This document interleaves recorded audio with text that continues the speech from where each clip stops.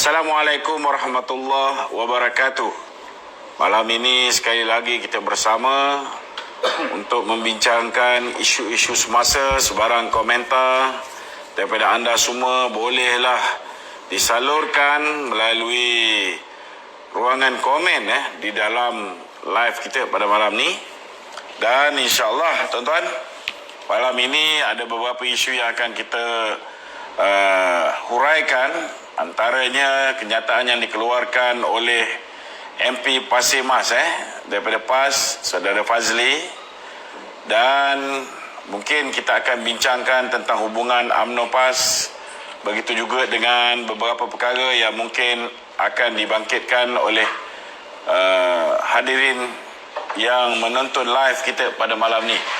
Jadi tanpa melengahkan masa, kita mulakan. Silakan. Okey, Assalamualaikum Datuk. Waalaikumsalam warahmatullahi. Okey, apa yang menarik hari ini ialah dalam sidang bahas belanjawan pada hari ini yang telah dibahaskan oleh MP Pasir Mas, iaitu Yang Berhormat Ahmad Fadli Syari, mengatakan bahawa dia tidak bersetujulah dengan moratorium dan pengeluaran KWSP ini. Ya. So dia juga dalam dari segi tata bahasa dia tu pun tidak mencerminkan dia tu seorang yang orang kata faham tentang ekonomi ni. So macam mana dia boleh jadi macam tu? Pertama sekali saya nampak Fazli ni, dia sendiri pun tidak tetap dengan pendirian dia. Peringkat awal ketika kupasan tu, nampak sangat dia nak mengampu Tan Sri Muhyiddin Yassin lah, dengan mengatakan bahawa dia memetik sirah Nabi Yusuf, yang mengatakan bahawa ketika zaman Nabi Yusuf ada 7 tahun keadaan baik, ada 7 tahun keadaan tidak baik, dan ini telah menyebabkan Nabi Yusuf mengutamakan simpanan. Dan atas dalil yang diberikan itu, maka beliau menolak cadangan yang telah dikemukakan oleh Datuk Seri Najib Tun Razak supaya moratorium diberikan secara automatik, kan? Dan beliau juga tidak bersetuju simpanan hari tua seperti KWSP diberikan kepada rakyat, dan sepatutnya digunakan ketika hari di mana kita sudah tidak ada pendapatan, iaitu hari tua. Jadi itu peringkat awal. Kemudian bila beliau meneruskan ucapan dia, saya tengok ucapan dia mengatakan beliau bersetuju pula duit KWSP itu diberi secara runcit-runcit RM500. Yang ini saya mula pelik dengan budak Fadli ni, kan? Saya mula pelik dengan budak Fadli ni sebab mula-mula dia kata itu simpanan untuk hari tua, kan? Kemudian tiba-tiba dia setuju pula diberikan secara runcit-runcit. Jadi saya nak tanya dengan Fadli ni, apa sebenarnya pendirian dia?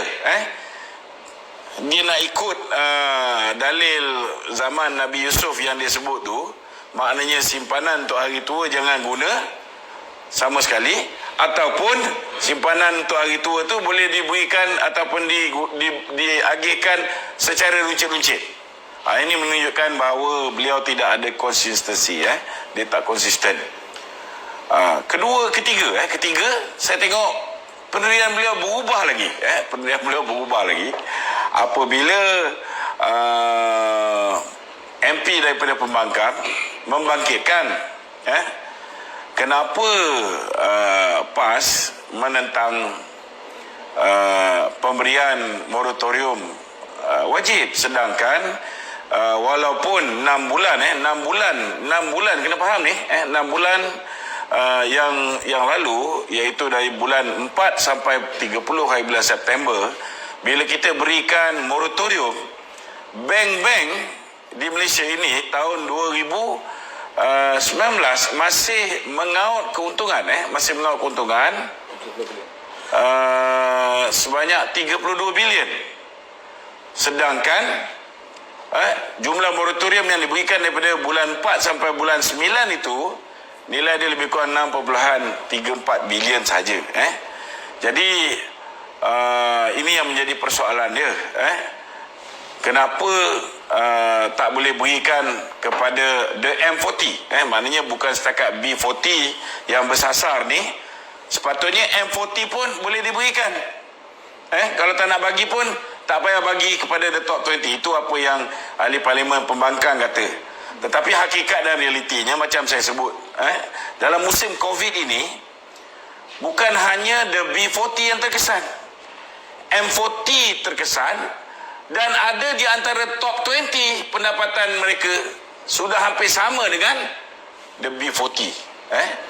Kehilangan pendapatan kerana mereka tidak boleh beroperasi secara sedia kala seperti mana biasa. Itu belum lagi kita tengok dalam ruangan komen bila mana Fadli membuat posting beliau dikecam. Dan apabila beliau dikecam pula, tiba-tiba beliau bersetuju pula. Tadi dia setuju pula dengan cadangan ahli parlimen pembangkang supaya moratorium ini turut diberikan kepada the M40. Kemudian bila dia dalam ruangan komen, dia punya pendirian pula flip-flop, berubah-ubah lagi. Jadi bagi saya manusia ni ada masalah. Manusia ni ada masalah. Tapi saya ada sikit angin bila mana beliau mengatakan bahawa syarat yang diberikan oleh Datuk Seri Najib, syarat ataupun sokongan bersyarat terhadap Belanjawan 2021, dia kata syarat ini umpama seperti syarat yang diberikan kepada Puteri Gunung Ledang kepada Laksmana Hang Tuah untuk menolak apa yang dipanggil sebagai pinangan ke bawah duli Sultan Melaka pada ketika itu. Yang ini jelas memaparkan, saya nak kata bodoh tak sampai hati kan, tapi tak berapa cerdik, bingai lah senang cerita. Minta maaf cakap. Kena faham, Puteri Gunung Ledang tak nak kahwin dengan Sultan Melaka. Ini kena faham ni.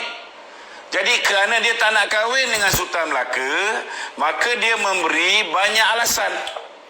Alasan dia letak syarat, dia nak pertama 7 dulang hati nyamuk. Apa mana kejadah nak cari hati nyamuk sampai 7 dulang ni? Kan? Mesejnya dia tak nak kahwin dengan Sultan Melaka. Itu je. Dan mungkin Sultan yang zalim ketika tu boleh cari 7 dulang hati nyamuk, tetapi bila dia meletakkan syarat yang tak munasabah, syarat yang tak masuk akal, dia nak darah anak tuanku tu sendiri, itu ialah syarat tak munasabah dan tak masuk akal. Tapi apa hal si Fadli bandingkan syarat ini dengan syarat sokongan bersyarat yang diberikan oleh Datuk Seri Najib? Berbeza. Syarat yang diberikan oleh Puteri Gunung Ledang ialah untuk menolak pinangan. Tetapi Datuk Seri Najib bersetuju untuk menyokong Belanjawan, tetapi dengan syarat supaya permintaan rakyat yang masuk akal. Permintaan yang masuk akal ini dimasukkan ke dalam Belanjawan melalui proses pemindahan. Apa yang tak masuk akalnya? Kalau kita tengok kalau kita tengok secara apa ni dengan mata kasar kita, hari ini mereka kata Datuk Seri Najib bangkitkan isu ni nak jadi hero. Saya nak beritahu, ini bukan soal Datuk Seri Najib nak jadi hero. Yang sebenarnya menjadikan Datuk Seri Najib hero ialah Muhyiddin, sebab bodoh. Kalau dia cerdik kan, dia ikut apa yang Datuk Seri Najib cadangkan. Sebab Datuk Seri Najib ni antara Menteri Kewangan Asia yang terbaik satu ketika dahulu. Orang yang telah terbukti 9 tahun tuan-tuan menjadi Perdana Menteri, menjadi Menteri Kewangan. Dia berjaya memacu ekonomi negara. Dia tahu macam mana nak keluar daripada masalah ni. Ni Muhyiddin ni kena sedar bahawa cadangan Datuk Seri Najib ni untuk menyelamatkan Tengku dia. Ni dia tak faham bahasa ni. Kenapa saya kata nak menyelamatkan Tengku? Moratorium. Kalau bagi pada semua wajib ni.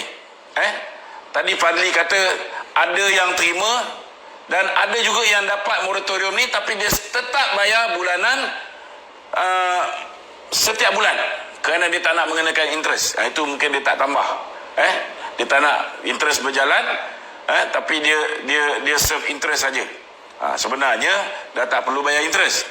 Saya nak beritahu pada Fadli, cadangan Datuk Seri Najib ni bila moratorium wajib diberikan kepada semua, dia sendiri cakap tadi ada yang tak ambil. Jadi kalau dah ada yang tak memerlukan, yang tak nak ambil proses moratorium itu, dan dia nak supaya dia punya pinjaman itu segera habis mengikut jadual dan tidak bertangguh lagi 6 bulan, kena bayar interest, maka sepatutnya diberikan proses moratorium ini bukan hanya kepada B40 tertentu, tetapi diberikan kepada semua secara automatik. Biarlah terpulang kepada orang yang ada ikatan dengan perjanjian, sewa beli kereta, sewa beli rumah, sewa beli perniagaan ataupun perjanjian pinjaman peribadi untuk menentukan sama ada mereka nak ambil ataupun tidak. Dia sendiri beritahu ada yang meneruskan pembayaran. Jadi biarlah diberikan pada semua, dan kalaulah syarikat itu berkemampuan untuk membayar pinjaman, biarkan dia teruskan. Yang Fadli mungkin tak sedar bahawa bila kita berikan 6 bulan yang lalu ada 6.34 bilion duit yang sepatutnya dimasukkan, dibayar kepada bank setiap bulan, tapi tak dibayar kepada bank kerana tempoh bayaran angsuran itu dianjakkan 6 bulan. Apa maknanya? Maknanya ada 6.34 bilion untuk dibelanjakan oleh rakyat untuk keperluan mereka. Ini sama konsep dengan stimulus package ataupun package rangsangan ekonomi. Kau kena faham ni, Fadli. Negara sekarang ni kita punya pendapatan menguncup kerana berniaga tak berjalan seperti sedia kala, tidak sempurna seperti sedia kala. Bukan hanya pendapatan syarikat-syarikat ini tidak sempurna, tetapi pendapatan kerajaan juga tidak sempurna. Dia juga cakap tadi, unjuran pendapatan tu boleh percaya ke tak boleh percaya? Unjuran pertumbuhan ekonomi dia sebut tadi, boleh percaya ke tak boleh percaya? Datuk Seri Najib pun dah cakap dulu, Bank Dunia pun berapa kali membetulkan unjuran pendapatan kita. Saya nak beritahu, bila ada 6.34 bilion ini, orang yang tak perlu bayar sewa beli kereta, sewa beli rumah, pinjaman peribadi, bank rakyat dan sebagainya, maka duit ni digunakan untuk berbelanja. Kalau dia beli barang-barang contohnya makanan, ataupun ayam itik kambing lembu, maka ianya akan membangkit industri penternakan. Kalau dia gunakan untuk buat repair rumah dan sebagainya, ianya akan membangkit industri hardware, ianya akan membangkit industri simen, cat dan sebagainya.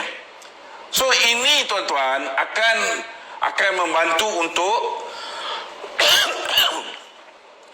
merangsang pertumbuhan ekonomi. So bila duit yang bukan duit kerajaan ini, duit rakyat ini tak digunakan untuk bayar pinjaman peribadi mereka, tapi digunakan untuk berbelanja, ianya akan menambah kantung kerajaan, akan menambah pertumbuhan ekonomi, menyelamatkan Tengku Muhyiddin. Ini kena faham. Sama juga pemuda PAS ni tadi, dia tak bersetuju bantuan ataupun dia tak bersetuju pencarum KWSP dibenarkan untuk mengeluarkan duit sebanyak RM10,000 maksimum. Macam Datuk Seri Najib cakap, kalau semua orang keluar RM10,000, nilai dia 40 bilion. Tetapi Ada orang yang duit dia pun tak banyak dalam KWSP, mungkin dia akan keluarkan sikit. Ada orang keperluan dia nak buka gerai burger saja, mungkin dia keluarkan RM5,000, RM4,000.